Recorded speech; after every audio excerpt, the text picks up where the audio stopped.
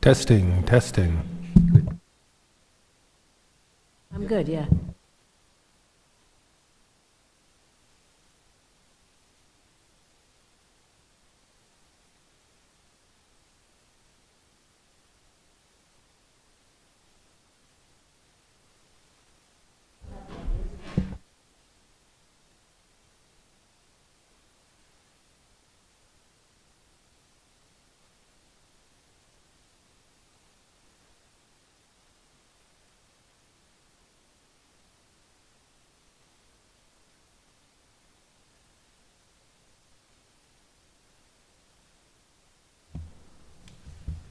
Good evening, everyone. Tonight is a work session of the South Kingstown Planning Board. The date is Thursday, August 14th, 2025.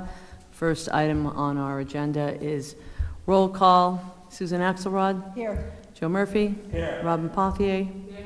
Liz Karp is absent. Caper Wilson? Here. And Maria Mack is here. Our first agenda item is land use, Old Tower Hill Road, form-based code. Jamie, you've got the floor. Thank you, Madam Chair. Again, we had the presentation by Able City East on the 30th this month. I know a few members were able to attend. Hopefully, members who didn't attend were able to watch the video. But from our perspective, it was well attended. There were a lot of good comments and good feedback.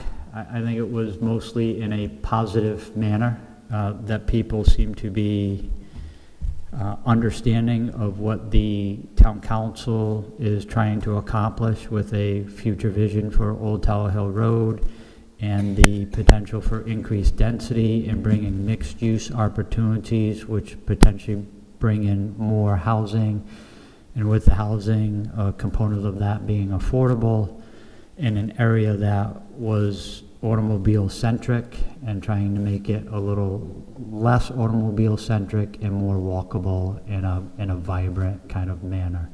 Understanding that it will potentially take a number of years for this to be accomplished. Post-meeting, Able City East was able to meet with one property owner and one tenant on a property owner. Those meetings occurred on the Thursday following the Wednesday meeting.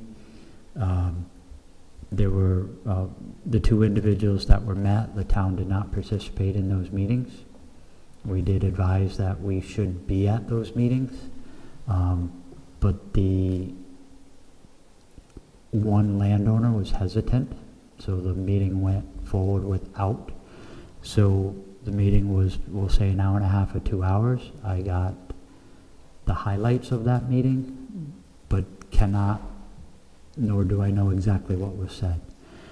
So one of the landowners has reservations about changes to zoning that will potentially affect their ability to do what they want to do under the, or would be allowed to do under the current code, which is an automobile-centric development, and potentially with no limitations, with no architectural control, minimal landscape provisions, but that may suit them for their needs, but it may not be what the community is asking for. So I think moving forward, and we mentioned this early on, that this is a community-orientated, future-based code. You're planning for the future, you're not planning for tomorrow. And you're planning a development style that you would like to see the town evolve into versus what it exists as today. And again, we mentioned earlier, that could be in conflict with other views in the community, or even land owners or tenants within the Old Tower Hill neighborhood. So as you refine the language, refine the requirements of the new code, that's when people will have more questions, and then people will potentially be either for, against, or indifferent to it. So from my perspective, I know some of you attended the meeting, and I'm not sure of those of you who didn't attend had an opportunity to watch the video, but you know, if there's any feedback you have, observations, concerns, questions, we can take those down as comments and then work with our consultant to see whether they're addressable. I don't want to call them not important, but not part of this scope, not part of the success of potential of the regulations. That may be more of a concern and less of a regulatory issue or an outcome-driven issue. But having that feedback and sharing that with our consultant gives us the ability to potentially refine the draft regulation and improve upon it, or just change it, whether it's viewed as an improvement or not. Others will judge that. So, and then specifics with regards to any dimensional issues, again, we're still going to work with our Silo's office and Andy, Amy, Peter, and Mike on the administrative side and exactly what's required there.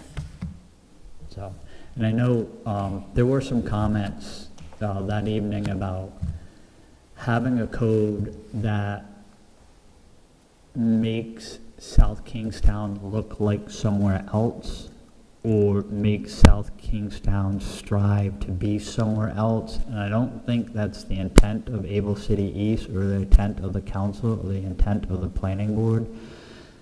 It's trying to drive an aesthetic and a density that's different than what's there, and trying to identify what aesthetic and what density is appropriate. And the examples we have are potentially other places other than, we'll say, the visionary renderings. But those other places are, you really got to look at them as almost a mannequin with different types of clothing on them. We're not trying to be someone else, but we're trying to identify what may be appropriate and what may be inappropriate. But we're not trying to make this area, Old Tower Hill Road, look like Wickford, or look like Celebrations, or look like Seaside, or look like East Beach in Virginia. And I could continue to name the communities that were referenced in some of the conversations. Our goal is to try and make it as much in line with the character of South Kingstown. But that's very hard to define and codify, right? So it's kind of like, we know what we don't like and we know what we like when we see it. But how do you put that in a regulation? So what you can do is put a building that you like, that may be from somewhere else, and a building you don't like, and you're going to land somewhere in the middle of those two. But I think we have some representative examples of things we don't like. We've done some visioning sessions over the past couple of years with, mixed use, what buildings we like, what buildings we don't like. And I apologize to Caper, because when we did some of those visioning items, Caper was not on the board. So if you're interested, Caper, I can walk you through some of those things.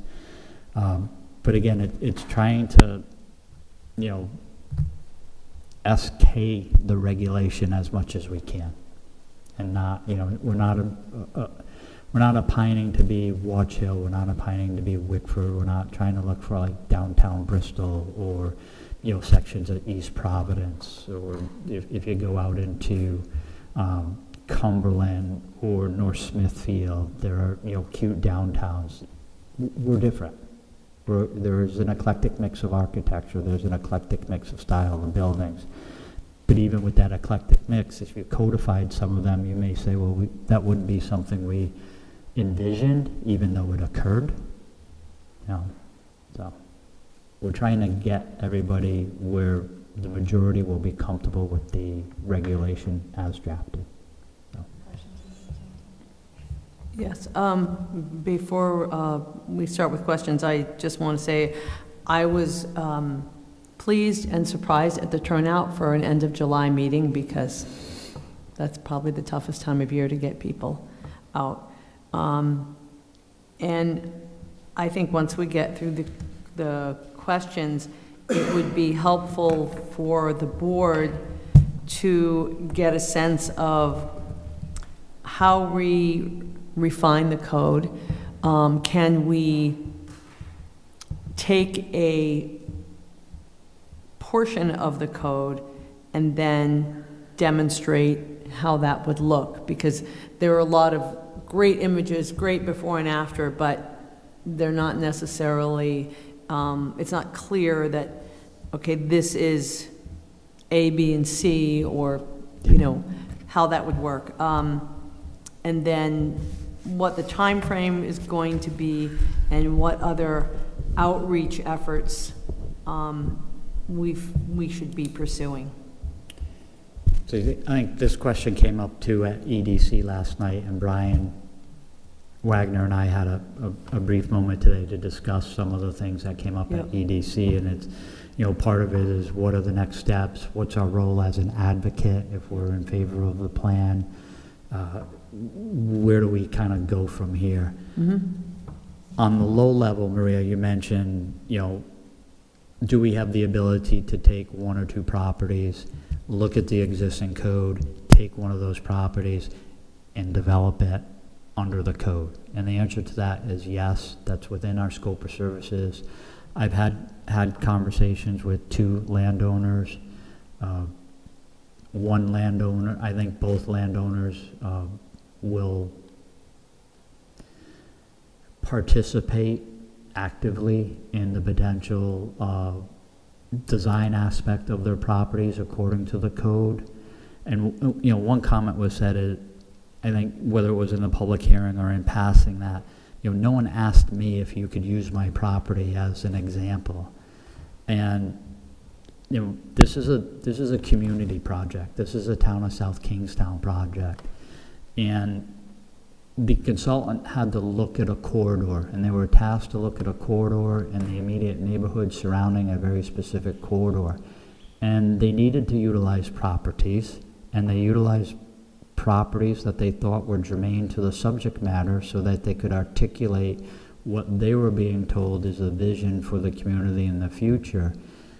And yeah, they're going to use properties. They're going to use more properties. If the two property owners say, no, we don't want to participate actively in the redesign and redevelopment schematics of our property, it doesn't mean the consultant isn't going to pick those two properties to show a redevelopment on according to the code, because, you know, at least one of the two properties is critical potentially to the redevelopment and the reshaping of the old Tower Hill corridor. You know, and this is, you know, I'm talking about other properties other than the Bank of America corner piece. There are other properties that are important to the redevelopment scenario. One of the fears, and I think this was discussed at EDC or again in passing, we've talked, our department has talked to so many people in the last, you know, 3 weeks, that if you don't do something, you're going to get more of the same. And the planning board is going to be tasked with trying to make a development look really nice with not necessarily having all the tools in the toolbox to require it to be nice. You know, you're back to the discussions with the bank about, can you add a little more landscaping? Can you look at your architecture a little bit more? And what's fortunate is you haven't had a developer draw a line in the sand to say, no, I'm not going to do that. You know, we've been in a fortunate scenario that most of our applications coming before us are viewed as in a cooperative nature to make a better product for the community, which results in a better product for the business, which is viewed in a better light by the community. So it's going hand in hand, but there, you know, it may not be this year, next year, or even 4 years from now. I've been in the planning industry long enough to know that you will come across a developer at one point in time who says, where does it say in the regulation I have to add another street tree? Right? Although everybody can stand there and say it really needs another street tree, there will be a savvy developer who says, 4 are required, I've shown 4, and I'm not gonna do a 5th. And then you can't turn to Andy and I and say, how do we accomplish this? 4 is required, 4, and again, we have a little bit of flexibility with the waiver provisions, but I prefer that life becomes a little bit easier for the town and the planning board if it's codified to drive the outcome everybody's envisioning. Definitely, and it would also save an incredible amount of time, not having to do the back and forth.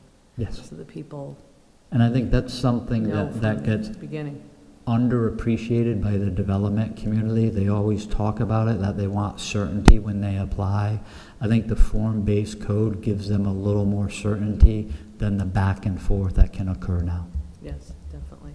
So, And of course, it seems like we need to constantly remind folks of what a visioning exercise is. We're not telling people what to do, but we're telling them what could be. Comments, questions? I actually have a question.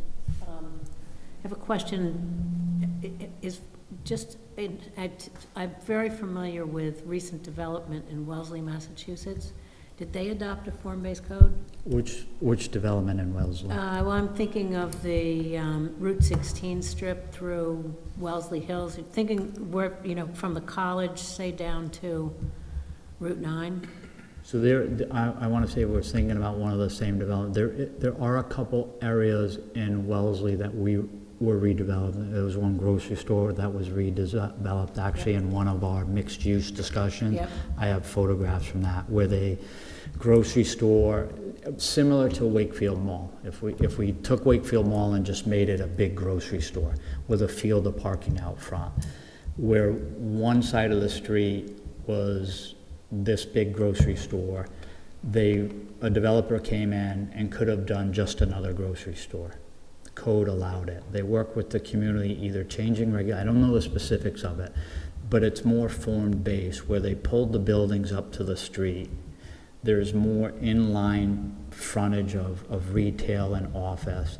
Then behind that's parking, but still behind that is the bigger boxes. The reason I ask is what I've seen transition in that community. I grew up there, so I happen to travel through there not infrequently.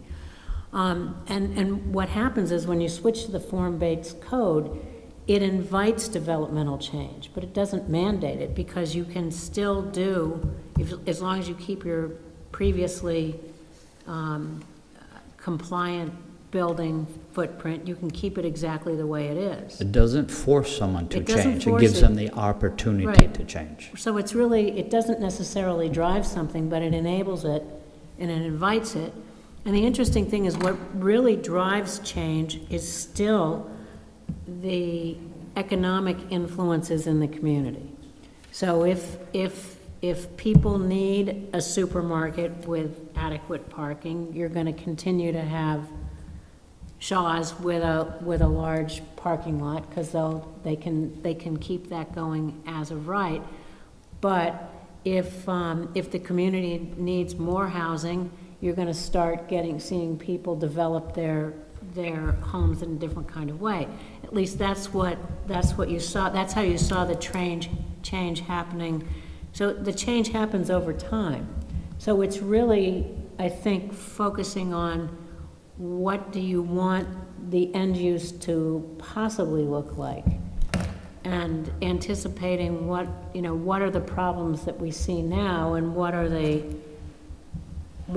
solutions that we'd like to encourage. But you can't be at all confident that that's going to happen, or it's going to deprive things. Because I know when I was listening, he's crystal clear in the July 30th meeting that there would be a reduction of mandatory parking.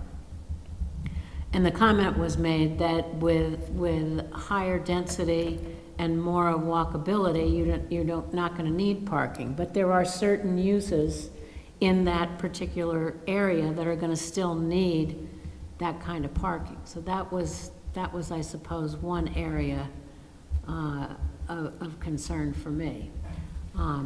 But I think that, we're all thinking of it as if this is it seems to me that a lot of people seem to be envisioning that all of a sudden we're gonna have a massive change, and that's not what's gonna happen. No, it's change over time. Yeah. It gives right now, if someone was to redevelop Ocean State Job Lot, we'll just take that property as an example. You have building setbacks, you have parking requirements, and you may get a slightly different version of what's there, but you're gonna get just a refresh of what's there, because the developer's not allowed to do mixed-use residential on top of the existing retail. This gives them the opportunity to do something different. Right, so even though I think we're envisioning what would be an enormous change in terms of moving from our current zoning to form-based code along the lines of what we've been looking at, the reality is, if we make that move and we start seeing developments happen, we'll have the ability to readjust it. Any regulation can Exactly, you be can just change it. adjusted over time. Exactly what you're doing, Right. potentially contemplating now. You know, if you start to see some buildings and realize, you may have a developer, you may start developing at 3 and 4 stories, and someday you may have a developer who wants to do, 5 feet higher, and they may propose to make a change, and then you already see some of the build environment at 4 feet, and the placement of this building may be okay at 5. I'm not saying, I'm not a proponent of 5 stories or even 4, it's just, the document needs to live and breathe. Zoning is not stagnant. Zoning sometimes is proactive and sometimes reactive. We're trying, as a community, to be proactive to allow change that meets a vision the community has stated. I think we're looking to invite change along the lines of what we're putting out there, but if we need to readjust it in the future, we can. You're talking about Linden Square in Wellesley, where the Roche brothers have their grocery store? Yes. Okay. I have photographs of that But site. it's and- not just there, it's the entire. Yeah, it's that corridor. It's the entire corridor, and so there, in fact, is there's a lot of increased density, beautifully done. Mhm. I don't know that there's more walking, there was always a fair amount of walking through there because there's a train station, there was always some residential, but it hasn't, it's invited change that's been positive and consistent with the community needs as it's developed. The grocery store has actually gotten much better. And parking's still a problem. And again, But my point is that it's, this is a big change for us, but it's not so draconian. It's not that you have to get it perfect. Correct. That's a good point. Other thoughts from people? I have a couple of questions. You stated that you were not at the meeting that the consultant had with one of the property owners, but I'm very curious about that meeting, and I wonder if there was a sense that this property owner's feelings were potentially indicative of a larger sentiment around property owners, and if there's any way to know, based on their comments, if we need to compromise somewhere in a way to get these property owners more willing to accept this change, or if this is going to be an obstacle that we're just going to hit a wall because potentially that's more of a sentiment around town than we were thinking it might be. That, not an easy question to answer. I think that's indicative of any zone change or any contemplation of rezoning any property in town. Most rezoning of properties or changes to regulations are an attempt to meet a community goal or a community vision, and that on occasion runs against some of the individual property owners within the zone. As an example, we redid the cannabis and medical marijuana regulations. When you did that, you modified some of the areas that retail could occur. retail was targeted in certain locations and retail was removed from other locations.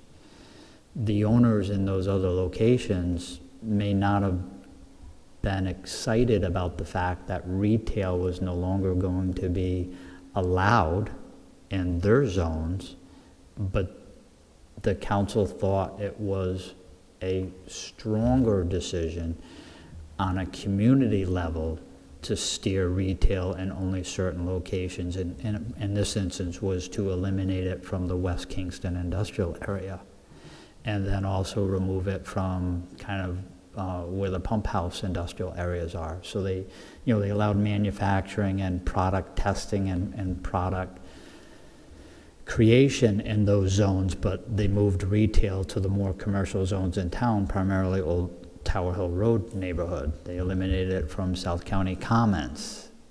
It was contemplated there, but they thought for community good, it was better in other places. Those may run directly against the wants of an individual property owner. And that's where the council has to make that decision. And to your point of, where was the community support of this? If EDC was here, Economic Development Commission has stood at the podium and the microphone saying they've been asking for this for over 10 years. This started a long time ago.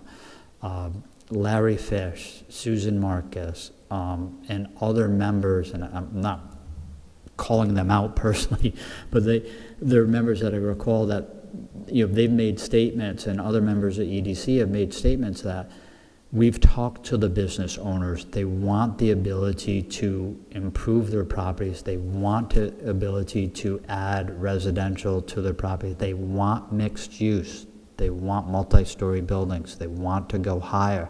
Our current code does not allow them to do that. And this is when I first came here 5 years ago, this was something the community wanted. This is something the Economic Development Committee wanted. They utilized URI students, I'll say 8, 9, 10 years ago. I don't want to put an exact date on it. Maria's been involved for years with regards to this discussion. It took us a while as a department to get the resources available to us to entertain this large of a study and really dive deep enough so you don't have unintended consequences, and you try and get this code as malleable as possible to drive an outcome, while still offering a little bit of flexibility. And again, our role is, we're not drawing the center line stripe on the highway, we're drawing the guardrails. And there's some room in between the guardrails. Everything doesn't have to go on the center line stripe. But we need to know where those guardrails are. Is there a plan to sit down with more property owners to gauge how that sentiment is? Our office is open in the planning department. I have said it at more than one meeting, on more than one occasion. If there is any business out there or any property owner who wants to come forward and speak with our department about changes envisioned for Old Tower Hill Road and this community, to reach out to us, and we are more than willing to sit down with them and hear what they have to say, understand their point of view, and see if there's modifications that could be made that, forward the initiative that the council has asked us to move forward with. We haven't seen the pushback at a meeting yet. I anticipate it to occur. That I would be shocked if we move forward with this at a public hearing for adoption with 100 people in the audience saying, when can you adopt it? When is the notice going in? There will, in all likelihood, be people who have reservations about it. I don't want to say they're necessarily against it. They may have reservations about it and feel that it is not in the best interest of their future wants and needs for their anticipated growth. Because again, if someone's contemplated selling their property to another fast food restaurant, that is not one of the things necessarily contemplated in this code. It is moving the development style in a different direction. No.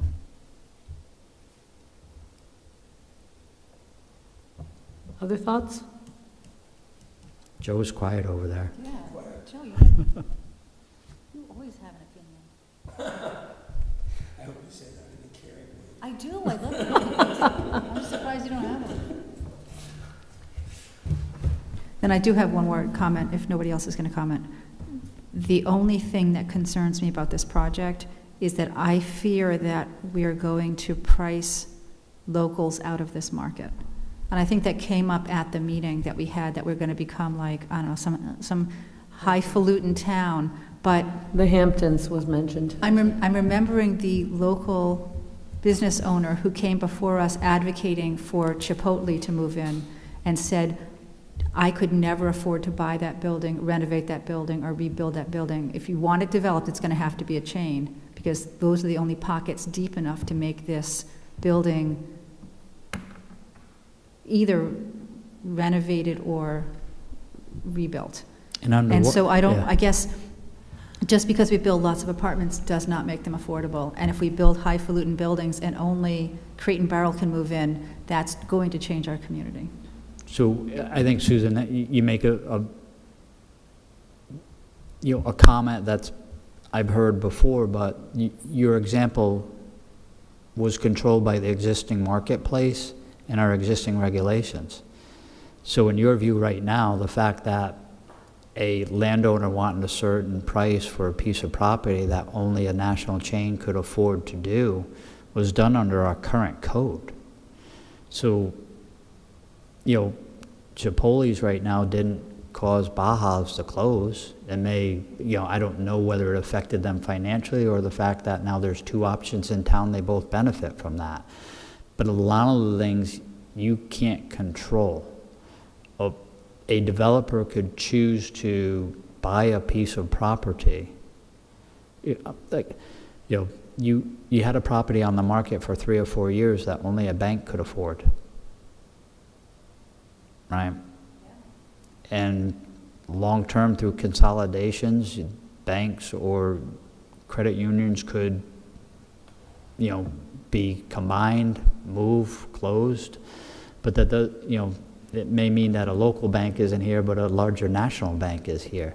That's only controlled by the marketplace. The only thing we can try and drive is the ability for a developer to redevelop their property and make the economics work, right?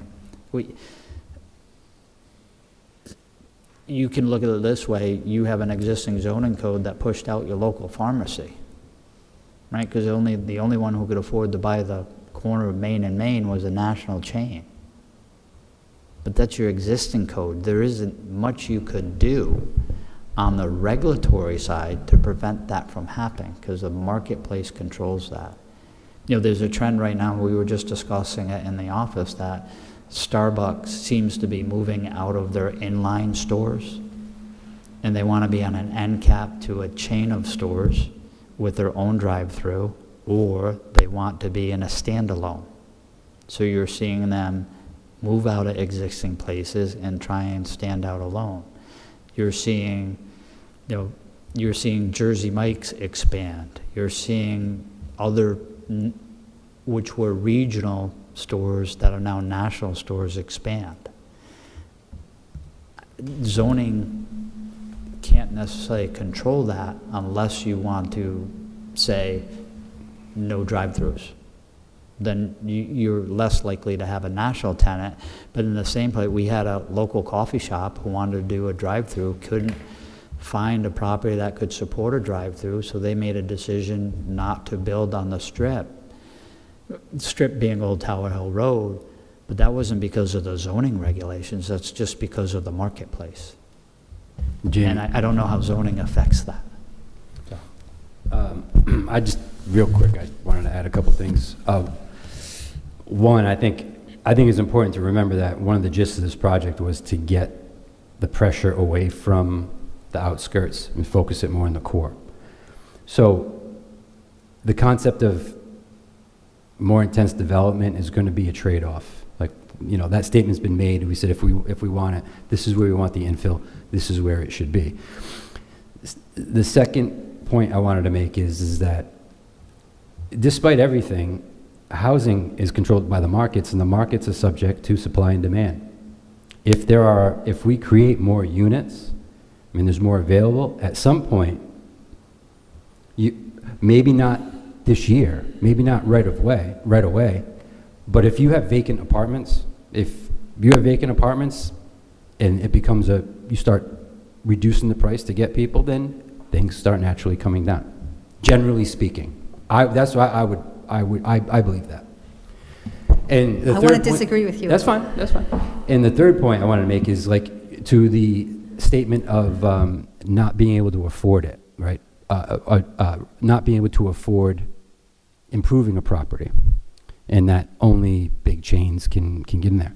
It's about a rate of return for a project. So if right now under the existing code, you could build a structure that you might be able to net $5,000 a month on, with the new regs, maybe they're making 15 because of the more intense development. That return that they're getting all of a sudden changes the financial dynamics about, well, I couldn't do it before, but if I do this, the return is going to be able to allow me to do that. It wouldn't make sense for them to invest at the $5,000 return, but if they did and they were able to get more out of it, it might allow them to do more. It might be more appealing and actually have it happen. Thank you. But what I fear is that right now we have an independent bookstore in the Wakefield Mall who pays this amount of money for rent. If that whole thing is redeveloped and now there's new fancy pants spot up closer to the road and it's all bright and shiny, is that rent going to hit a level that now that independent bookstore just can't swing it? They could swing it in the old Wakefield Mall, but they are not going to be able to swing it in our new fancy digs. And that's, I think, what worries me about any of the independent stores in town. But I'm also concerned about, I think that the cost of housing is going to come down when Wakefield becomes a less desirable place to retire to and less desirable place to live. Like, really, seriously, if we build that much more, it's not going to be as desirable as a place to, and then the property prices will come down. And I know what that sounds like, but I think we can't build our way out of the price of housing because it is an attractive place to live. And if we allow them to build 100 new apartments downtown and they're all going for way higher rent than our community can afford, that doesn't really lend itself to what I think we're trying to accomplish here. But would you not, just by regardless of the price, having those additional units available, wouldn't that not take some of the pressure off elsewhere? No. It would if our No? population is static, sure. But there's tons of people who want to come here. We're not going to run out of people who want to come here. But- So it's not, there's more choices, but it's not going to hit a point where there's an excess of housing as long as we remain a desirable community. You're going to continue to have people who are coming for second homes and the like. You're just giving people the ability to make a better return on the investment in their land. So you'll have, the properties will become more attractive to a wider group of developers. But the costs I think are going to continue to go upwards. And we don't really control that, and right now, there is no housing in that area. So we should just let it degrade and continue in the 1970s sprawl instead of doing nothing when we actually was proposing. can do something about it. And I want to say we're getting a little bit away from the meat of the form-based code, and we're really talking about, what ifs, if we have a crystal ball, what are other experiences, and ultimately, we can only set the table for potential change. Right now, the regulations don't allow change.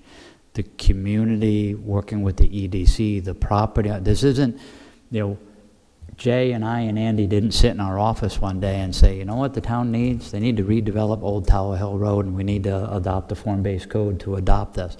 This is our planning department's reaction to a grassroots effort by the Economic Development Commission and other business owners in the community saying they would like to increase the development capabilities within their properties, and how do you change that? The simple aspect of that is someone may say just eliminate the setbacks, eliminate parking, and let the development community have their way, and we'll see what the outcome is. The result of that is if the town chooses to do that, you have no idea what the end product will look like.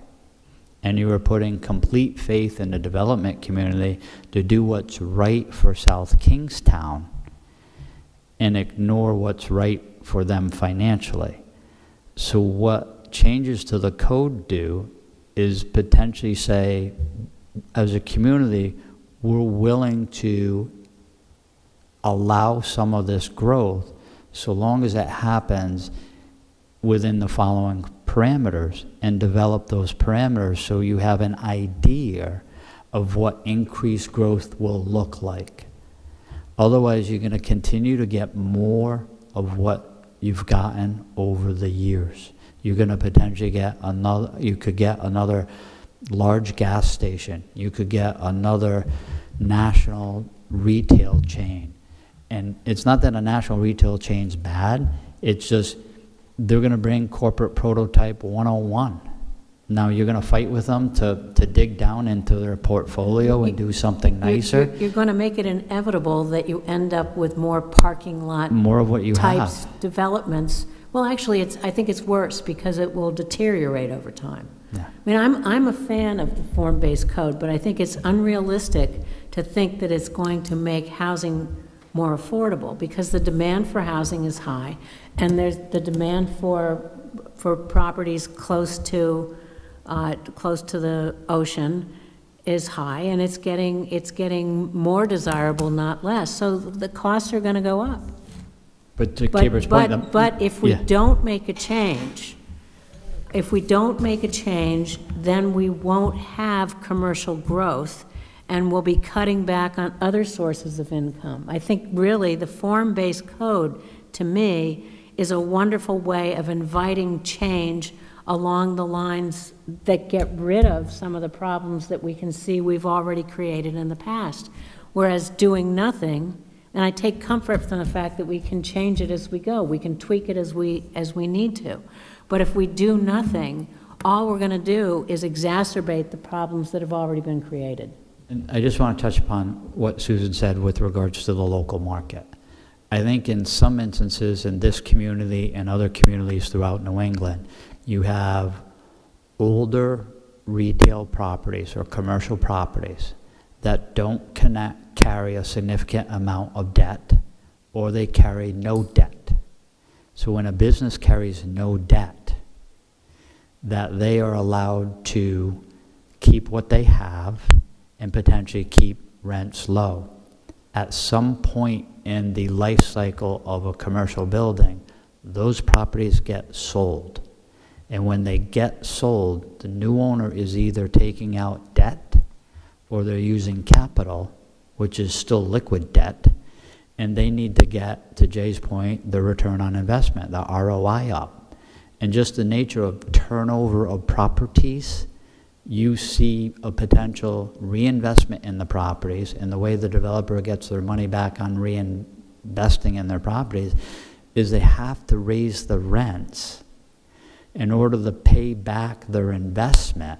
A lot of our businesses have already paid back their investment, so they can kind of artificially keep their rents low and keep their tenants in place. You've seen this over time, and even places like Wickford and Newport and even Bristol and Barrington, that as there's reinvestment, and it's not necessarily reinvestment by the same owner, it's a reinvestment in the new owner who needs to get the return on investment. So even without new regulations, there's a change in the rent dynamics within a commercial corridor just because of change in ownership and debt structure. I've seen that over and over again in commercial corridors and towns. Warren's a good example of having brought in mixed use to one of their corridors. Yes. Yeah. There are communities who have been successful, and the one example of Wellesley, I want to say that is kind of a hybrid, because you brought some buildings up front and you have a nice streetscape, but immediately behind that, you have a grocery store and 300 parking spaces. But at least when you drive by, you've changed the aesthetics, the vibrancy of the commercial corridor, just by allowing that developer to bring his buildings up front and to do that mixed use there. What's missing in that development is the residential component. The residential component surrounds that, but it's not integrated in it. There's an example in Worcester. If anybody remember Spags? Spags is next to Leisure. Well, that Spags closed, and for years, developers acquired land surrounding it and were looking at redevelopment. And they looked at an opportunity to look at a model of form-based code and the redevelopment of that site in a mixed-use component. In the end, if you go to that site, there's a Whole Foods, there's inline strip development, and then there are big apartment buildings surrounding the commercial, but it's not integrated in the commercial. What this community has asked us to do is integrate residential in a mixed-use format with the commercial, not just build a new, Market Basket with an apartment complex next to it. Build a Market Basket with the housing on top of it. And if you want that, you're going to have to drive that process from the regulatory side. Otherwise, if you fall short of that, you'll have a new grocery store with an apartment complex and parking in between. Because that's where other communities have tried to go the route of mixed use and potentially fell short a little bit.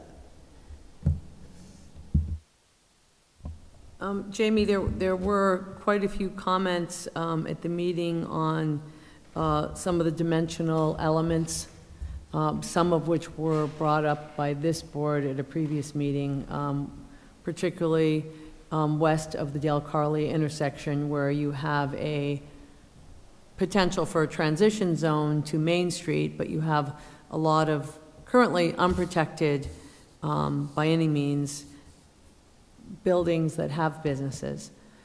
So is this something that the consultant's going to send? So we actually spent a few hours on Friday, Jay, Brian, and I sitting down with Pam and Jason and talking about some of those things. And we did talk specifically about some of the comments associated with, Stedman's and the gas station out to Citizens Bank, and the transition that area has already undertaken. Those were largely single-family homes. They're mostly service-orientated. You've lost some of those single-family homes to some, a couple of small strip type developments where the vacuum store is, where there's a strip center with parking in front. So you lost, that's the missing, kind of the discussion of the missing tooth in Main Street, where you have these nice houses set back 30 feet and then someone punched one out and built something else. So some of the discussions were, how do you allow growth in that area while maintaining the look of that area, or going one step further, or maintaining the footprints of the exact homes that are there. So there's two aspects there. Not sure the community is asking us to create a historic district for that area, which kind of sets time to 2025. But to make sure that if there is any redevelopment there, it's done in a respectful manner to the style in architectural nomenclature that's there, that you don't start tearing down a Victorian and putting in a square box. Even though it's cute and meets the form-based code and ticks all the boxes, that if someone proposes to tear it down, and I think everybody needs to understand, all of those houses today could be bought, razed, torn to the ground, and redeveloped, only needing to adhere to the setbacks, the parking standards, the height standards, landscape standards, but no aesthetic controls. So we're somewhere between not much protection to how much protection. And some of it we're talking about is, right now we have the transect zones that we even talked about. Maybe right now we have 4 transect zones, and maybe there needs to be a 5th. And the area between Stedman's Bike Shop and Dale Collier, or we'll look at Holly Street, needs to start to be treated slightly different than some of the peripheral areas. And we've had that discussion, Jason and Pam, we kicked around some ideas, and they're exploring how they would articulate that in a code so that we can, run that, up the flagpole and get some responses for that. But I think there was some understanding that you may not be able to save independent buildings within that area, but you may be able to maintain and save the look and appearance of it without just making it look like, we'll say, Pacific Northwest with 3-story apartment buildings with first floor commercial flat roofs and nice cornice molding. Right. So at that meeting, there seemed to be a number of people in the audience, and especially based on the amount of murmuring I could hear in the audience, that were living in the neighborhood to the north of Stedman's, like between Main Street and basically the high school. And there's been some zoning proposals in that whole neighborhood to reduce setbacks, rear setbacks, side setbacks on all of those residential lots. And I think a lot of the people that were here that night were very concerned about how those changes would affect their neighborhood. And I asked Jason that night, after we were all mingling about, how changing a rear setback in a residential neighborhood lends itself to any of the ideals that we're trying to accomplish. By just, I can build a bigger house on my lot closer to my neighbors. How does that lend itself to this? And he couldn't answer that, and I don't know if it's really been looked at, but changing the dimensional and setback in that whole residential neighborhood, to me, feels sort of off on a tangent from what I thought we were collectively trying to do with Old Tower Hill Road. So again, our consultants looking at that, they did hear some of the public comments, but Jason and Pam talked about the structure of a transect zone, that what they're trying to get away from is single family, boom, 4 stories. So in most instances, you'll have a highly dense area, a slightly less dense area, and then lesser dense, and lesser dense. What they're trying to do is create transitional zones. So in essence, if we look at Holly Street right now, people understand that the eastern side of Holly Street, I think, is primarily commercial. The west side of Holly Street is, I want to say commercial neighborhood, but allows apartment complexes and bigger things.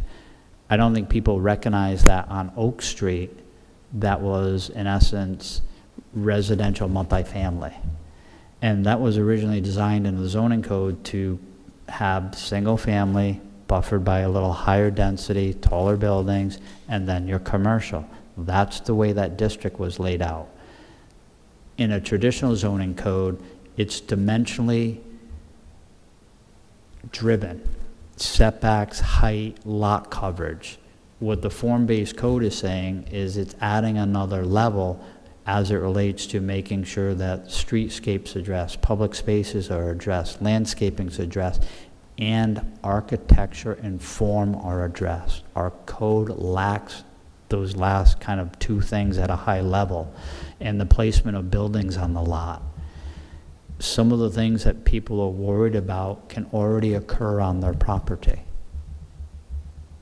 There were changes in the legislation that allow increases in density as of right in current zones. There are changes in legislation that change the dynamics of how a family is designed, which allows some of the transition of traditional single-family home into a rental property with up to 5 people, unrelated people living in it, as of right. Used to be 3, got moved to 5. But changing the rear yard setbacks in a residential neighborhood, especially today after a meeting Tuesday night, seems like a recipe for a whole lot of bad will and upset. I realize that you're trying to look at the bigger picture, the conservation of, what's better for the bigger. This is an established residential neighborhood, especially that's gone through a whole lot of change in the last 5 years, and to try to force more dense change on that neighborhood is, I think you're playing with fire. And I wouldn't be happy if I was living in that neighborhood. I have to agree with Susan because, Tuesday night, those of us who watched the town council meeting, there is I think a lack of knowledge of what certain zoning districts can actually accommodate or what the end result is. And those established neighborhoods are not, in my mind, what we want to have changed in that level of change that we're talking about Old Tower Hall Road. So there needs to be a very light touch. And I don't think that, again, in those established neighborhoods, that we want to add another level of commercial neighborhood or commercial downtown where it's currently single-family houses. We really want to keep the character and the look and feel of that. In fact, I remember one of our former planning board members, Paul Jordan, said, was after the Magnolia Lane, Oak Street projects, he said, why can't we just show them what the existing look and feel and landscaping is like and tell them, duplicate this? Because our consulting team was tasked with increasing density in Understood, the but corridor. this area was, I don't believe the original Old Tower Hill Road study encompassed the area that goes along Main Street all the way to Columbia Street. And I think that's the area that we're concerned with, rather than a different perspective as far as Old Tower Hill Road is concerned. But, and again, some of the neighborhood will say, there are some transect zones, residential neighborhood T3 along Main Street, but there was also concern potentially for neighbors in the Persian, Patton, Narragansett Ave neighborhood that they're now going to abut a form-based code. And I've had conversations with a few of them to say, but you abut a commercial highway right now with minimal standards. So some of it's a trade-off. And if you keep peeling the layers of the onion off, you're not going to end up with much onion left. And you're going to end up with an architectural standard on the buildings immediately fronting Well, Old Tower Hill Road. commercial highway adjacent to residential, whatever it is, R10, R20, is different than commercial highway to then commercial downtown, then commercial neighborhood, then residential, or in the case of Main Street, it's either CD or CN adjacent to the residential areas. It's not the same thing. I don't think it is. So again, we can have our consultant dive a little deeper into that. Susan? Yeah, I'm not going to let this one go, because I think that buying a lot and being able to build a bigger house closer to the neighbors maybe doesn't increase your density or your desirable density. It just makes bigger houses closer to the neighbors. I don't know how that lends itself to what you're trying to accomplish. Like some of your setbacks have gone from 20 feet to 12. Well, if my next door neighbor was building something 12 feet from the property line, where yesterday it was 20 feet from the property line, I'm knocking on Jamie's door. Like that would be very upsetting to a lot of people. It's not a better development, it's just closer. So I don't know how it's a better development just because it's closer to the neighbors, or bigger, a bigger house. So you're not concerned about a duplex being built if it has standards, but you're concerned about a bigger single-family house. So I'm trying to understand what your concerns are. Does the duplex get 20 feet closer to the property line? Could, because Well, that's not a good thing. the They just- consultant is tasked with increasing density in this neighborhood. So you have Oh. transitional zone, so you're starting at single-family, going to a higher density, to a higher density, to the most dense. And that's what they're trying to lay out. They can look at how that bears out, but the council has asked them to look at these avenues.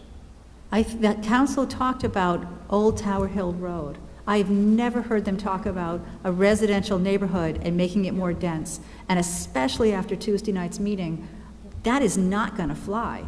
And this is the third time I've brought up this burr under my saddle. So I'm going to just stop talking about it now, but on the record, I think changing the zoning in that residential neighborhood to make it more dense or more unpalatable to our residents is playing with fire. And I think we're just going to end up in a whole lot of hot water if we start messing with that neighborhood. Because I don't think it's what we're trying to do. We're trying to change the Shaw's parking lot, not these people's neighborhood. So now that's my last time. That's No, my and I- third time's the charm. I'm all done on that. No, I Okay, agree. well, I definitely agree. we hear you, and we'll let our consultant know. Okay. And we should keep this as a standing item on every work session, because we want to stay up to date with what's going on and so on. Joe's ready now. Well, I'll just, differing opinions is, we got to value those. I will say that I do not have an objection to increasing the density or necessarily decreasing the setbacks a little bit in the neighborhoods surrounding the commercial area. I do not find a larger house necessarily as objectionable. To me, what's objectionable is poorly maintained houses, clutter, those types of things.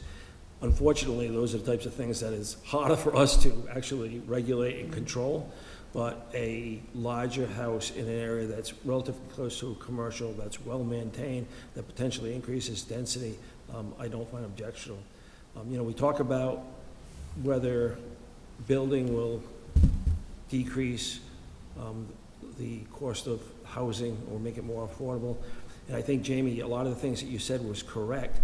I mean, I know in the rental market, and for residential, and I think it's the same as commercial, there's kind of like these two modes. There's those people that run it professionally, that keep up with the maintenance and the regulations, and they have to charge a higher rent for that, especially if they have debt. And then there's those people that own it for a long period of time that doesn't have the debt, that don't necessarily keep up with the maintenance, and those are the lower rents that people like to see.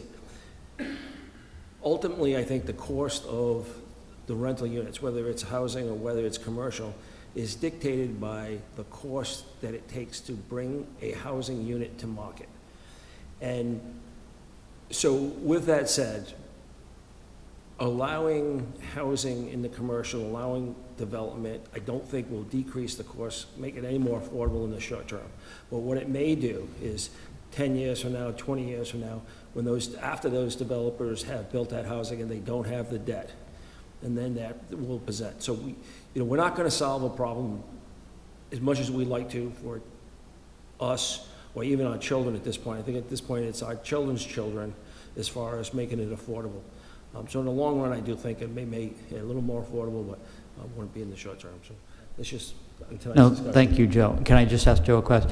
Joe, again, my analogy early on, and I think you can bear testament to this, and I know you own some residential properties. If you own a residential property and it's debt-free, so your costs are insurance, taxes and everything, and you have a good tenant in there, you may sacrifice an increase in rent to keep that good tenant in there because you don't have to cover your debt. It's a different dynamic, financial dynamic, versus you just bought the house and you have to cover the debt and your carrying costs, so you may be forced to increase the rent because you have a different financial structure. I don't look at it that way, and I don't think that necessarily people look at it that way. I look at it as, again, I see two modes, two different business strategies. One of them is people that run it professional. They run it as a business. They hire people, they pay for their trucks, they pay for all their costs, and they realize that has to come out of the rental. They realize that every year you have to have a rental increase to keep up with inflation. You have to keep up with the taxes. You have to keep up with utilities, all that. Even if you have it debt-free, you're looking at that and saying, okay, per this unit I have, let's say, $500,000 in equity. If I take that $500,000 and I put it in a high-interest loan a high-interest savings at Washington Trust, I'm gonna get 4.25, so I'm gonna get $25,000. It doesn't necessarily look at it and say, well, I own it, I got a lot of equity, but I'm gonna give that return on investment to my tenant. Again, I don't see that as the model. It's either professionally run, or it's people that don't have a lot of debt, that's not keeping up with the maintenance, that say, okay, to me, it's worth it to let somebody live there without hearing the problems. In my experience, that's a losing strategy, because what happens, and I see this over and over with landlords, is they don't necessarily keep up with the maintenance. They don't keep up with raising their rent so they can afford the maintenance. There's a slow deterioration of the building. Eventually, it needs a roof, a septic, whatever it is, and they say, you know what? I don't really want to put my own money into this, I'm going to sell it. And then the cycle starts all over with somebody else. And so I really see it as those, just somebody that runs it professionally and someone doesn't. That's what I look at. Thank you.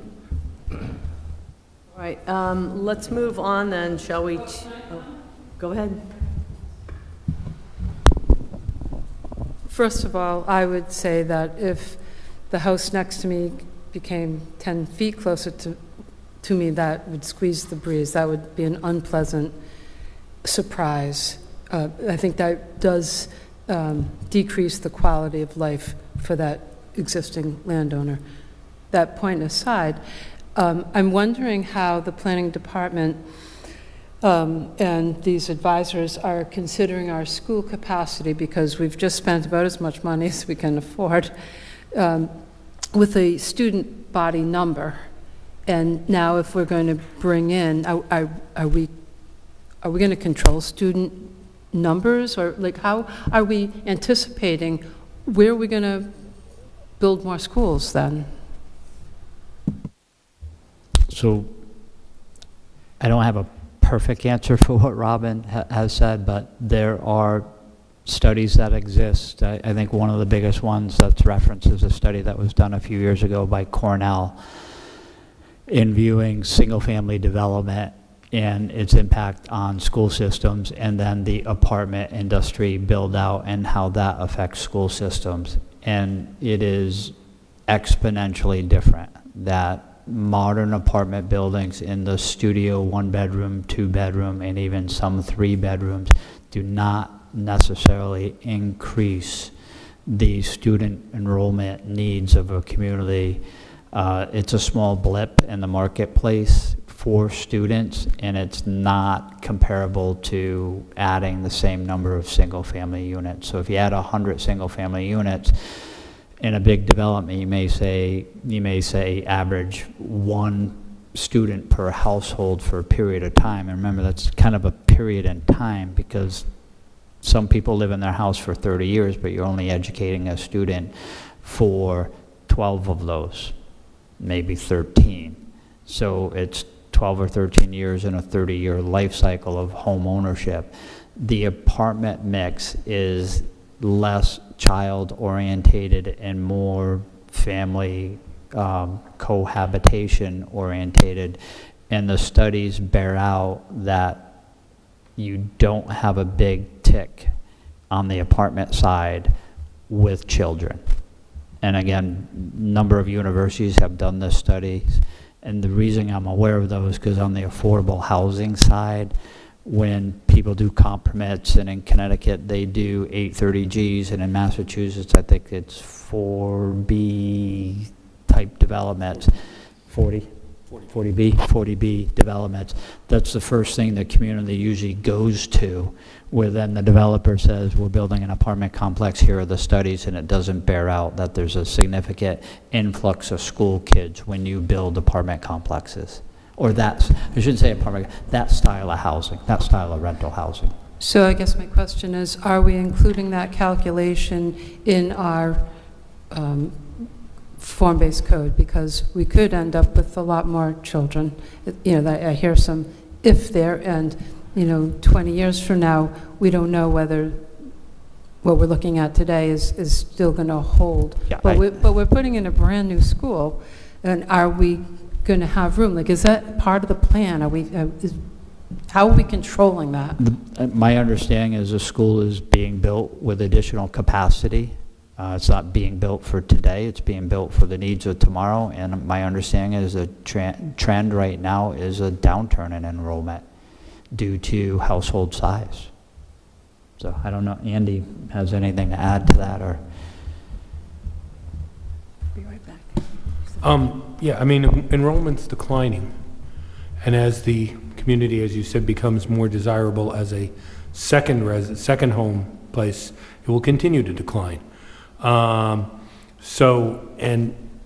I fully concur with Jamie's remarks about all of the studies of, not forecast, but actual studies of built apartment units show very few students, whether they have, even the ones that don't have any, adult requirements or anything like that, but just, there are very few school children that come from the apartment units, certainly in this part of the country, in the Northeast. So I don't see that as any concern. I just want to clarify my earlier answer. So the answer, Jamie, really is it's kind of a gray area, right? It's not necessarily black or white.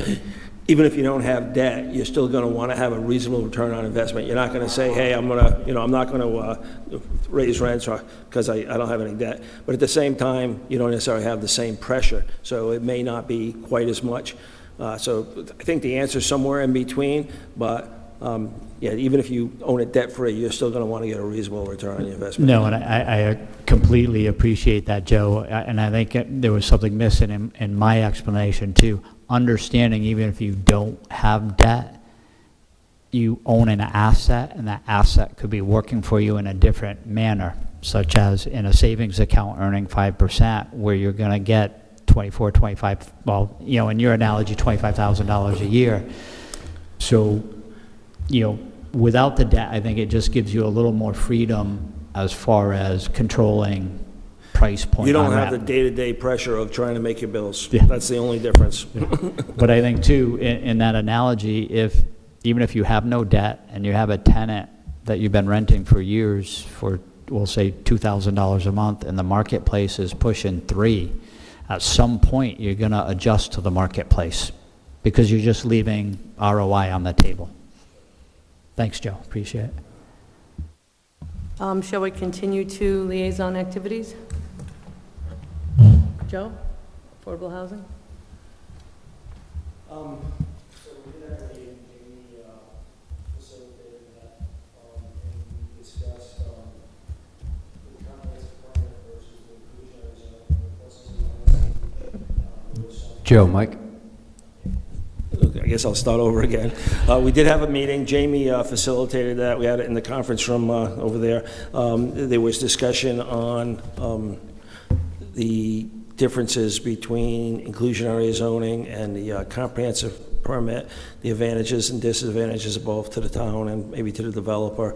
And there were some ideas thrown out on possibilities of way of trying to make the inclusionary zoning more attractive, or ideas of how can we make this more attractive where developers would want to choose it. I don't think that there wasn't any hard, fast ideas, but there was a bunch of ideas thought out, and I think that they kind of was going to continue that until the next meeting.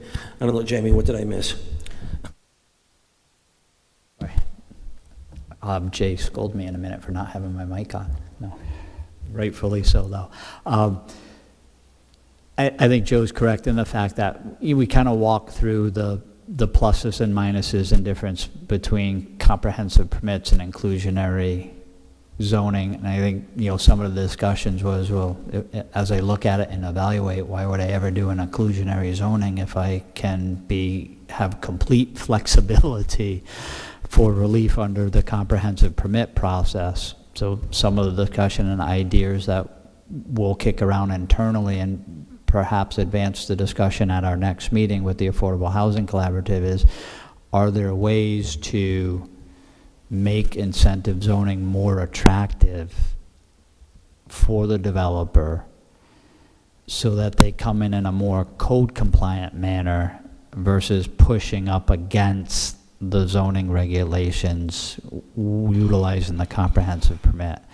I think some of the difficulties are with one of the big ones that I see for a developer who's looking for return in a, we'll say, a generational life cycle, that the comprehensive permit is 30 years and incentive zoning's 99 years. So if I'm looking for that generational ROI, that return on investment, I do not get it under inclusionary zoning, where I have to adhere to the zoning code and then deed restrict for 99, where if I do the comp permit, where I'm allowed to seek relief from the zoning code, I have to do a slightly increased amount for affordability, but I'm out of the game in 30. So, return on investments and financial structures change, and in the end, it's an individual developer's choice, but there may be a way or a mechanism. Some of the discussions were simply if incentive zoning was 30 years and comprehensive permit was 30 years, do you think you could steer more people towards inclusionary zoning and less towards? And, the simple answer may be yes, because, things are equalizing out on the return on investment and timeframes, but the comprehensive permit ends up being attractive because you get relief from the zoning code. And it turns the table on a planning board on reasons to deny versus reasons to approve. Yeah, so there was no easy answer.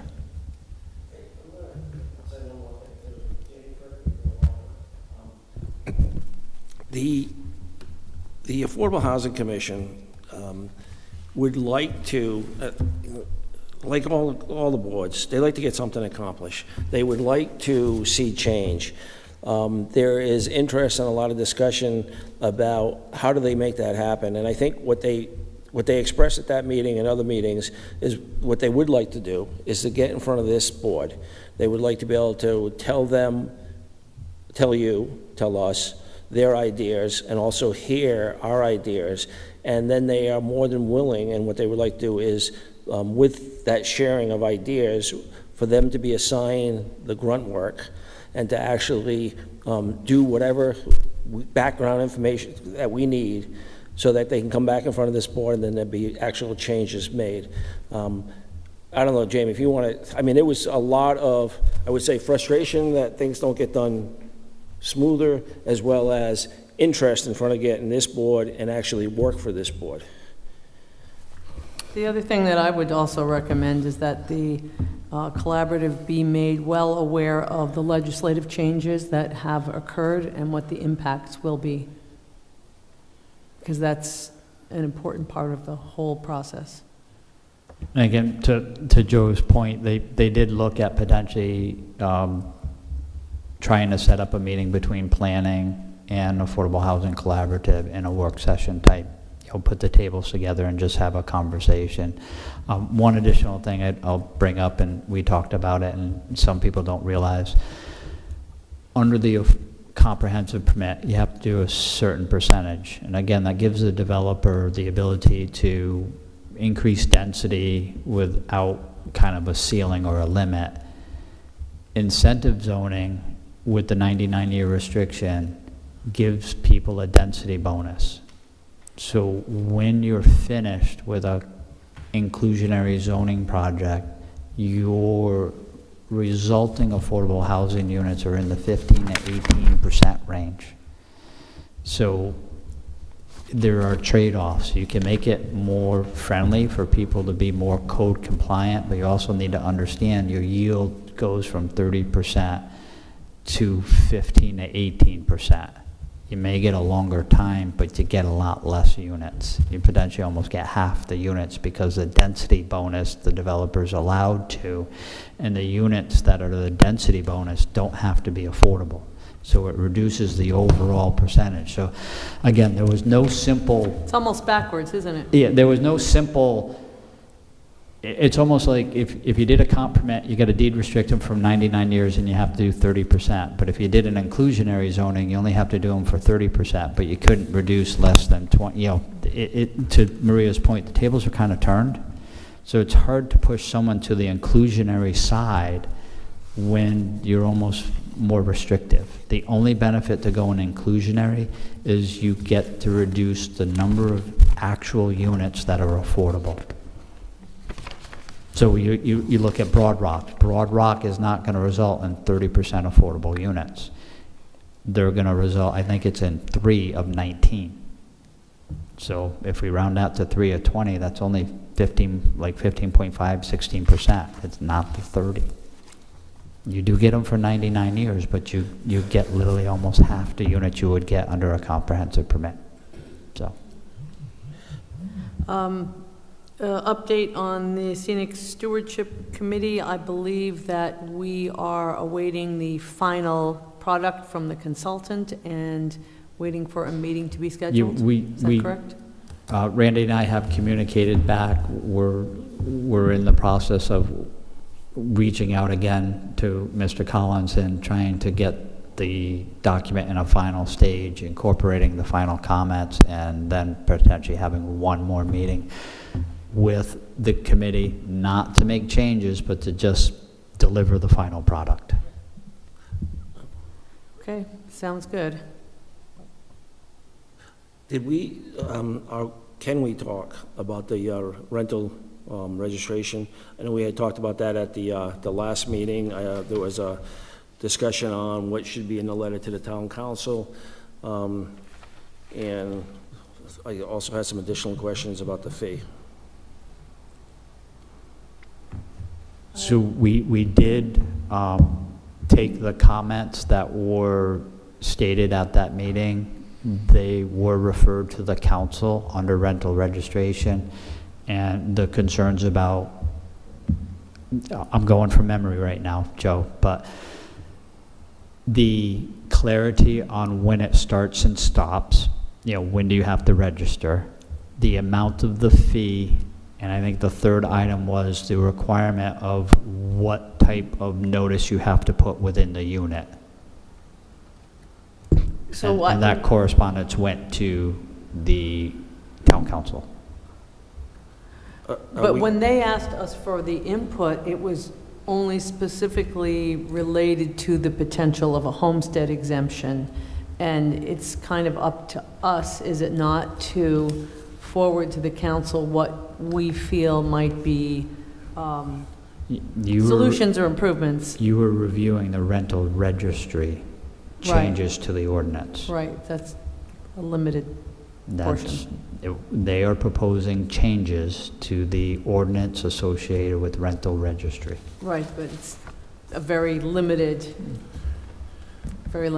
But if we are interested as a board in pursuing other means to improve the short-term rental situation, that would be something that we could then send on to the council if we have some brilliant ideas.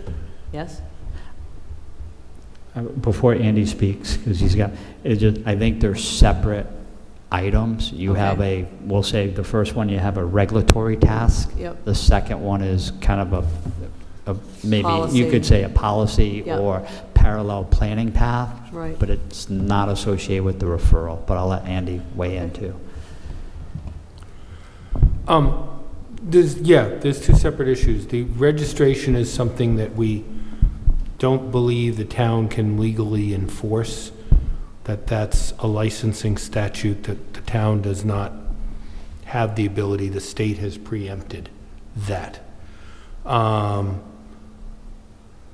We do believe, although it's still somewhat under challenge, but we do believe the town can regulate short-term rentals via zoning.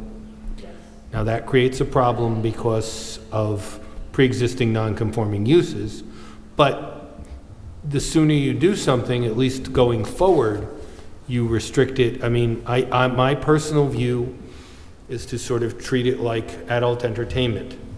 And don't ban it completely from the town, which I don't think is realistic given what we have and it being a community and so forth, but determine those areas where you're going to allow it and under what procedures. You might allow it in some areas under right, in some areas requiring a special use permit. and set the standards for it, and that way you can control it going forward. And although, you know, our own registration ordinance is suspect, at least that will be some evidence when people are claiming pre-existing non-conforming use. You know, if they have registered with the town previously, then that's going to help them. If they have registered with the state, then they will be able to establish that. If they've done nothing and haven't registered with anybody, then they won't gain, you know, we would use that as evidence to say you're not a non-conforming legal pre-existing use, you're a non-conforming illegal pre-existing use.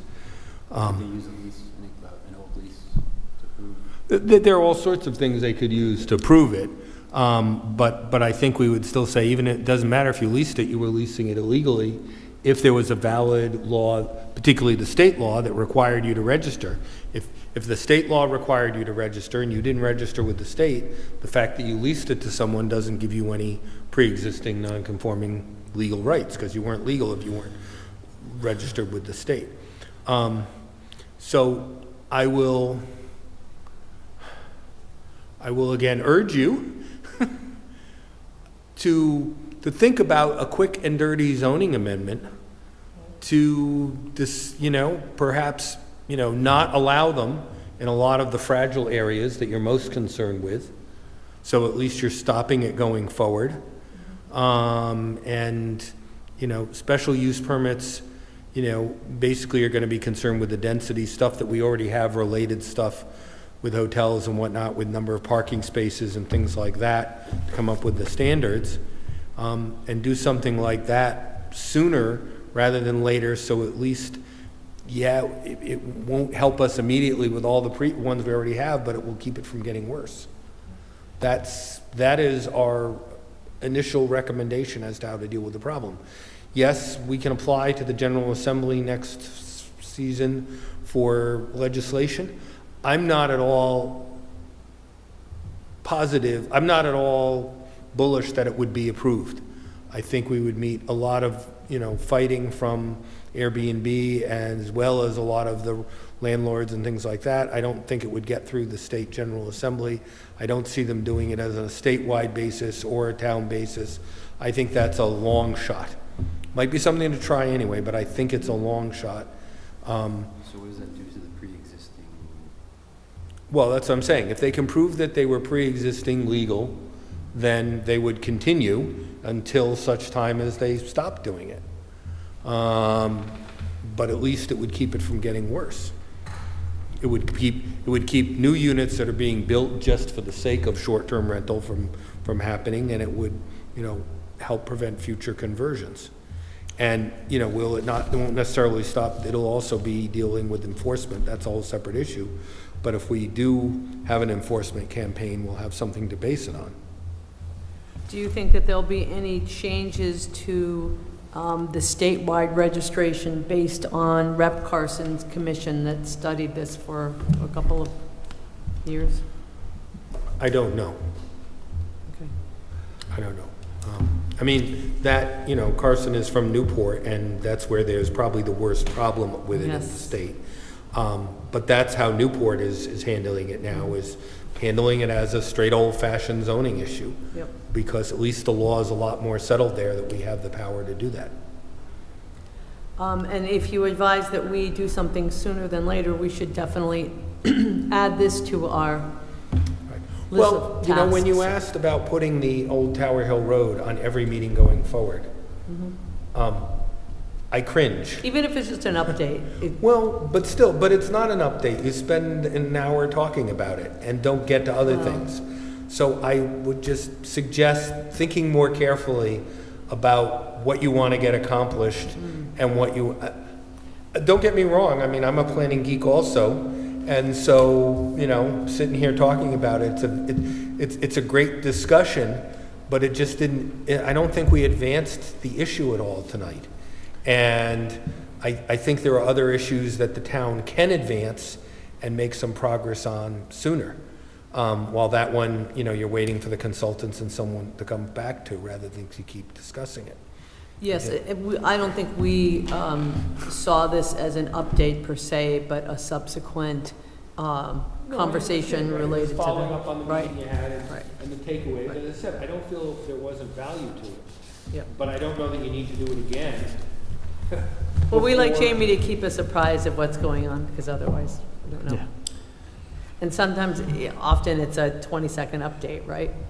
Yeah, and Maria, I do have the language in a memo that we sent to the council regarding the changes to the zoning ordinance, regarding the registration aspect of short-term rentals and other rentals in the town. And again, I'll highlight them. They were registry dates and annual application deadlines.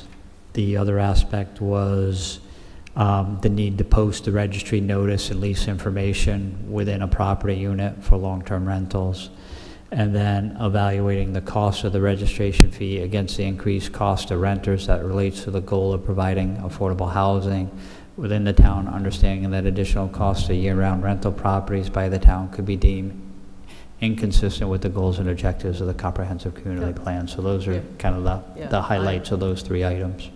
And that's directly I from think we all, your discussion and recall meeting that. minutes. Jamie, do you have any other updates from staff? Probably, we're working on final plan approval for South County Commons and the 104, I think it's 52 and 52, 104 residential units in the two buildings. The original submission that was submitted eliminated a number of items that were included on the site plan that were approved by the planning board, so that was initially rejected. Correspondence went back to the applicant explaining that if you wanted to make this substantial of a change, it would need to go back to the planning board.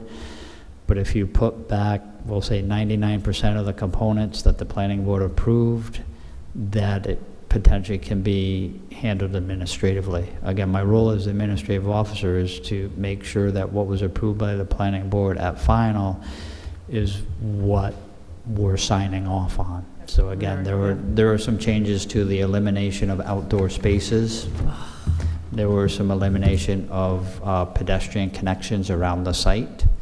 So again, Some of the more vital doing our aspects due of diligence, the yeah, approval, doing our right. due diligence, it's like, wait a minute, how did this change? And again, our explanation to the applicant was, if you want these changes and you feel they're important to the overall development scenarios anticipated on the site, you can apply for an amendment.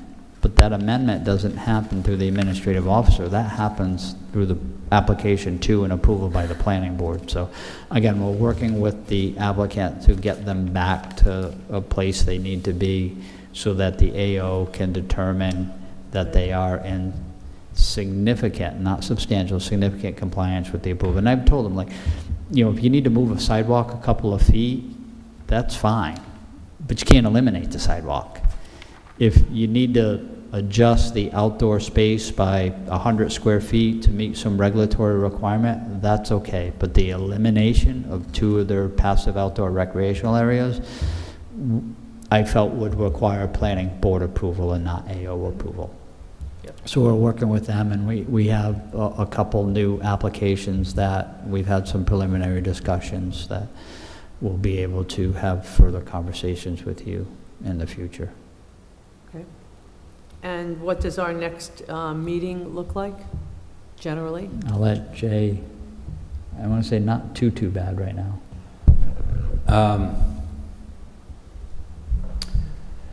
There are two pre-apps.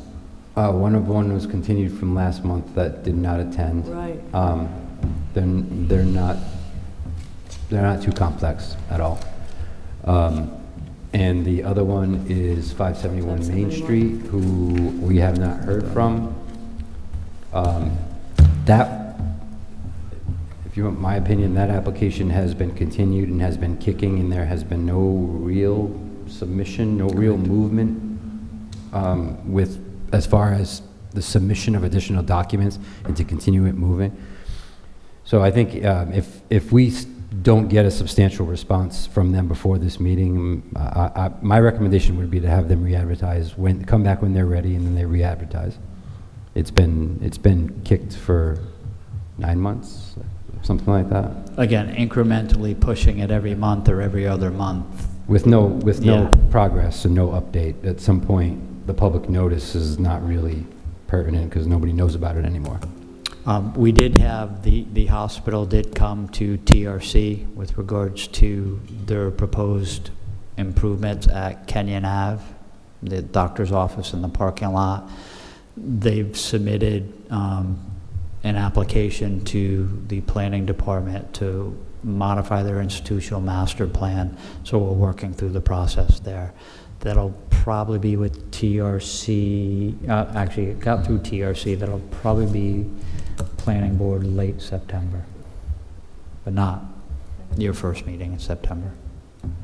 I will say, I think I noticed a little general trend, an uptick in activity. We seem to be recently getting a little more busy. It was not as steady, the number of applications that were coming in, and it seems like over the last couple of weeks, it's been trending up a little bit. And is that upward trend more administrative type approvals or just general? I think the answer to that question is yes, more administrative, because that's what the legislation has pushed us to. One of them that I was working on today is a 2-lot subdivision, totally conventional, no variant, it's cookie cutter. Those are easy. I feel those are the ones the board shouldn't be burdened by, Right. because they should be good to The go. true minor subdivisions, What's up? the true minor subdivisions. Right. But with that and the changes that have happened with legislation, I think that trend could continue, because it does seem like people are paying attention a little bit, because even with applicants that come in that are the applicant and not a professional, they're aware of the changes, and so they're asking us about how we're dealing with it. We're also seeing a trend in some of our discussions for 5-lot subdivisions, because 6 lots kicks in inclusionary, Circumvent, yep. and 5 lots, if they don't push, if you have 5, they're all 5 market rate. If you do 6, all of a sudden you have to do affordables, you get a little bit of a density bonus, but then you potentially need waivers because now you're trying to squeeze the density in. So Yes, exactly. Is it all right with board members if we just go right to Andy's update on legal issues, and then we can just talk about the library books after that? Yep, can I just remind us all that we were supposed to receive some information on cottage zoning, and whether I missed it, I didn't get anything. I don't think it's in the council's hands at this point in time, yes? council has, I thought you wanted us to vote on whether to forward it to the council or not. And we said we don't know anything about it, we need to read. I think they will be making a decision as far as what direction they would like it to go and send it back to us. Is that correct? That's not the way I remember it going. so I believe that some of the council Yeah, I'm members were looking for unfamiliar correspondence. with cottage it zoning. was the as council a members whole. who were unfamiliar with Yes, it and had asked me to supply additional information as we go through the public hearing process with the town council, because a number of the town council members were not on when it was originally adopted. but if indeed it does require, or the intent is to require the board to look at it and see if any tweaks need to happen, it would then come to us, correct? Correct, yeah. So it's on That's their kind of public what I was- hearing schedule for September 8th. The council wasn't contemplating any additional changes at this time. Those changes could come up at the public hearing, Mhm. depending on how, we'll say, complicated or complex they are. That would, I see. council would advise the town council whether it needs to go back to the planning board. But the primary focus was Okay. intact and with no automatic Sunset. expiration date. Yeah. No sunset provision. Right. Okay. Andy? Well, I might be crazy, but I thought we were being asked as a board whether we should forward the original writing to the town council, and many of us on the board said, I have no idea what that verbiage is. I've never read it, and we were going to receive information on it before we were asked to recommend anything to the town council. Yeah, the recommendation was already made. Well, we still don't know. We were asked to make it, and we said, I think Robin, Keeper, and Liz weren't here for cottage zoning. Right. The first time around. Use your mic. I was just butting in. Yeah, I mean, that's exactly right. Robin, Liz, and I were not here. We had no idea what we were even discussing. And my understanding, like Robin's, was someone was going to come back and explain it to us.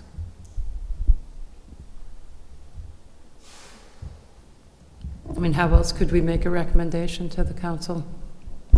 I know nothing about it. Well, I think it's within the council's purview to make a decision with regard to extension or changes, and then it would come back to us. And any of you have the ability to go online and look at the cottage zoning regulations and read up on it.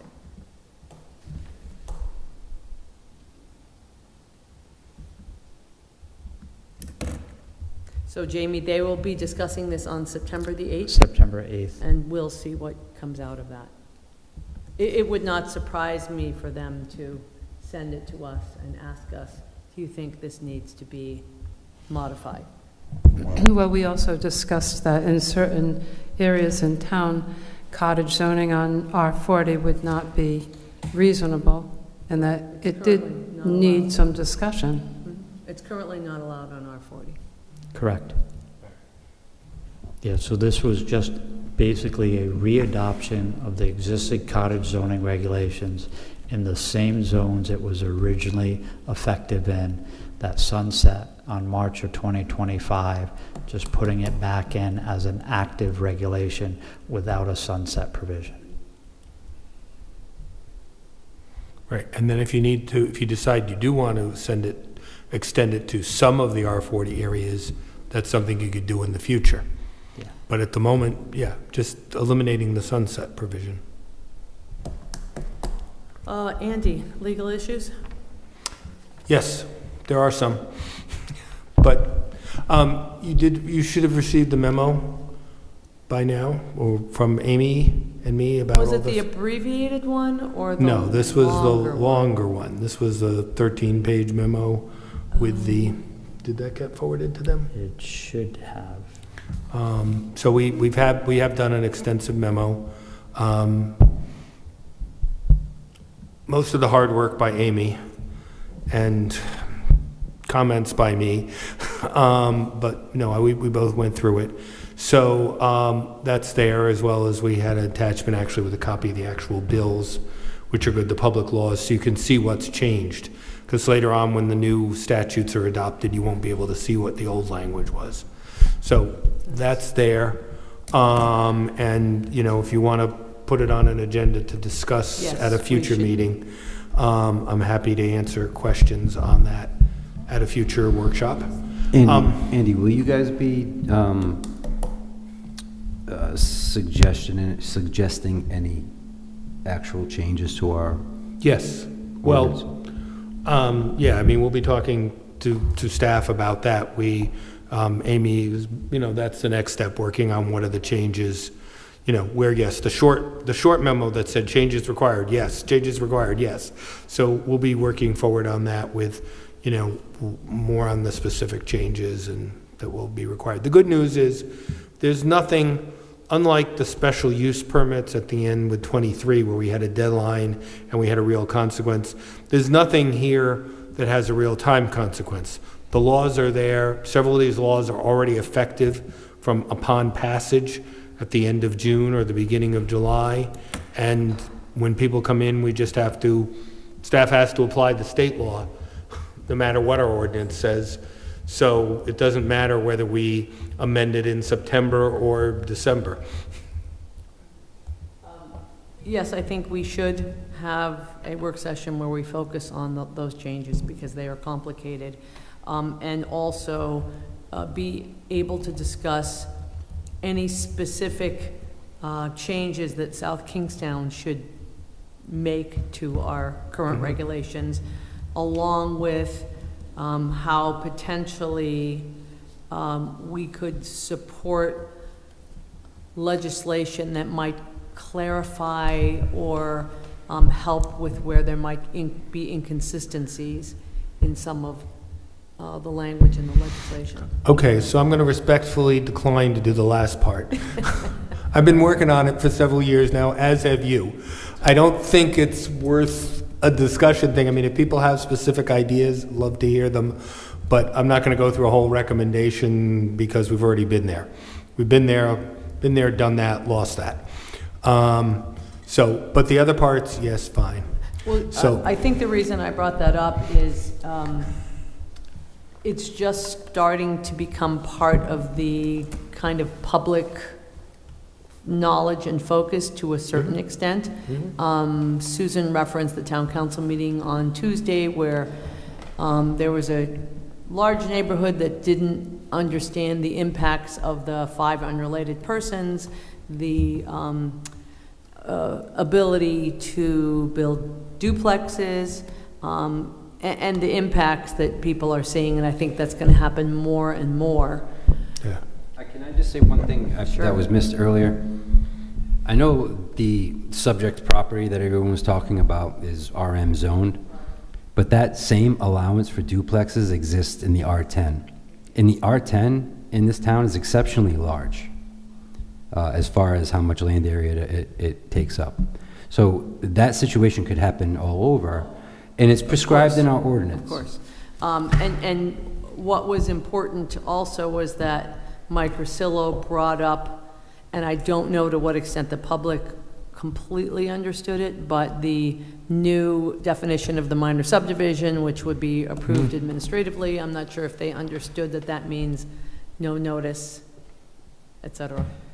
So again, it's going to be important for us to try to communicate with the members of the community as these things go forward, because that won't be, and I felt as though the folks that spoke were articulate and cared very much about not only their particular area within the community, but about the future, what it means for the community. Right. And I'm all for doing what we can to make everybody happy, right? But we also have to be very concerned about unintended consequence with certain things. And that's the most difficult part, really, of the balance of the public interest and private property owners. Oh, yeah. I mean, I don't think the word happy is going to enter into the conversation, but certainly informed should be part of what we at least have the ability to do. And at the rate that the legislation has been changing and what we've been dealing with, understanding it and conveying the message and educating people, that's a full-time job. That's a full-time job and a part-time person. That's like a 1.5 FTE. So the trying to keep up community with that. should be asking for more funding so that we can do that. So just one thing to point out too, and Mike Arcillo did give a memo to the town council as it relates to public notice and the role of the changes from planning board to administrative, specifically to subdivision. Mike's legal opinion to the council is not to require any additional notice outside of what's required by state law. So if a 5-lot subdivision that on an existing frontage doesn't require notice and can be handled administratively, Mike Orsillo is not recommending to add language to any regulatory sections that require notice where notice is not required by state law. And I'll wait until we have and I- our detailed meeting to ask about non-conforming lots and building Okay. height and all that. And I just want to clarify, because that's not just Mike. We discussed it, it's Mike, me, Amy, Oh, and yeah. Pete all discussed it and came to a consensus on it. So, We know it's a team effort. okay, well, I just, the way you kept saying Mike Ursullo, it's like, yeah, well, Mike thinks that, but maybe we can ask Andy and get a different answer. Well, you are Andy, the we see the person, emails where sometimes we feel we need to be the tiebreaker. Yeah, that sometimes happens. and you are well known for your answer of yes and no in many Yes, cases, so. that's right. Actually, Well, I, quote unquote depends, right? yes. And, you know, as to the ADU effective date, you know, what existing means, you know, I lost that one on a 3-to-1 vote, so. Speaking of ADUs and stuff, here's an interesting thing that will perhaps blow your mind.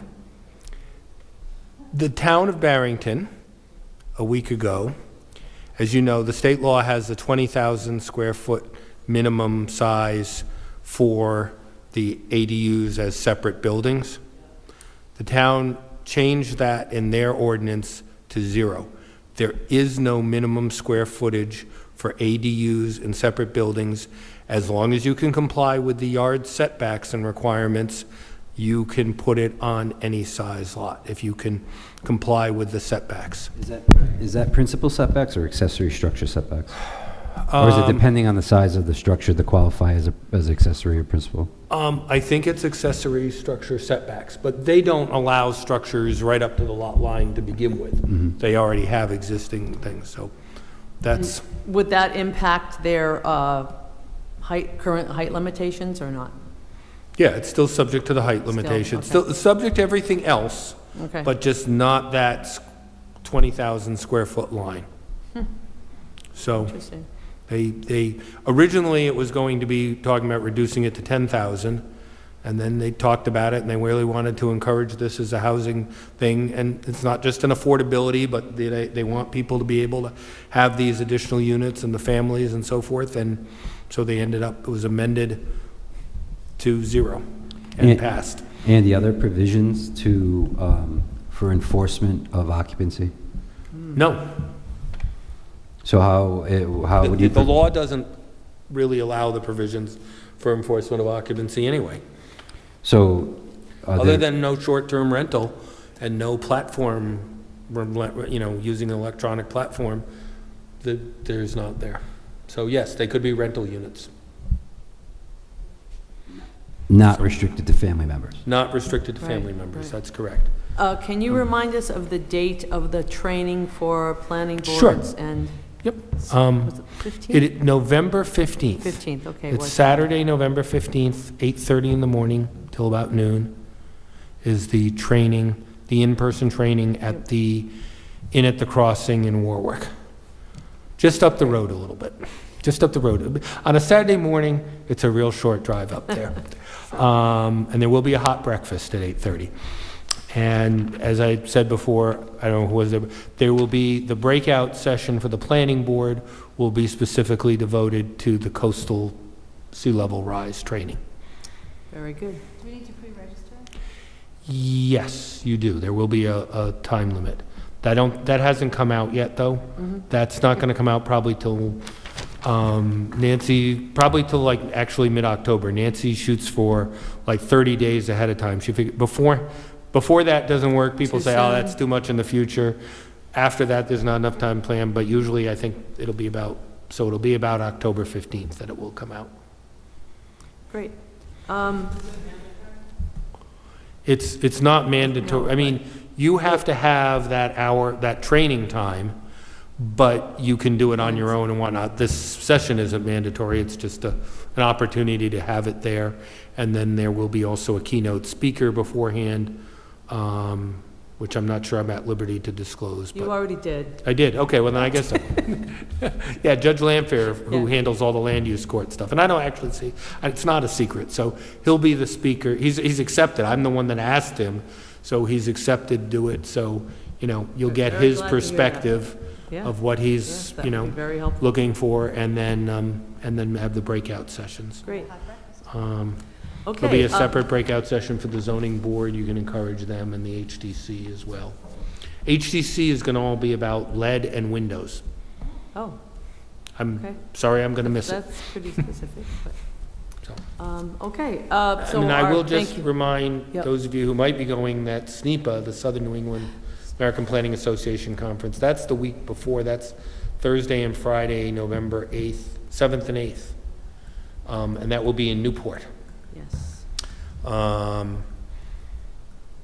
And I will be doing the law, I'm setting up the law training session, which, thanks to Jamie, I've got a great planner from Connecticut, and I've got a lawyer from Massachusetts, and Amy's gonna moderate, and so that will be the required law credit.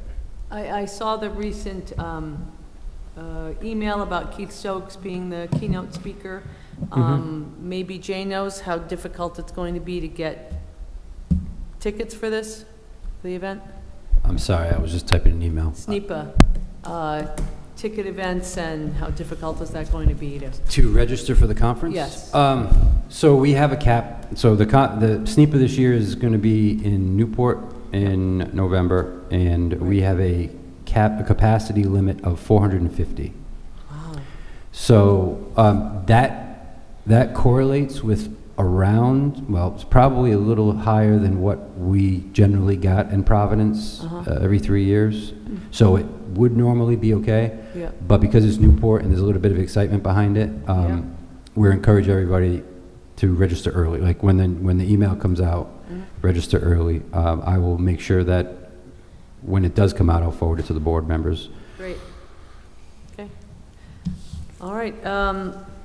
So I had asked Jamie to put the notation about the library, and I brought some books, but of course now it's 8:30, and he brought some books, but I would definitely encourage board members, if you have not looked through them, to have a look before you leave tonight. I did bring one specifically called Pocket Neighborhoods that is very useful in terms of understanding the cottage zoning. And there's nothing like a visual to better understand what's possible with good planning and good design. And to Maria's point, to add to that, if someone's aware of a book on planning or urban design, urban development, new style of development, we have books on form-based code, we have books that go through communities who utilize form-based code. We do have funds within our budget to potentially acquire that book and make it part of our library. But we're trying to add to the library over time a little bit every year as a planning resource. Motion to adjourn? So moved. Second? Second. Joe and Susan, all those in favor, say aye. Aye. Nays? Meeting adjourned. Thanks, everyone.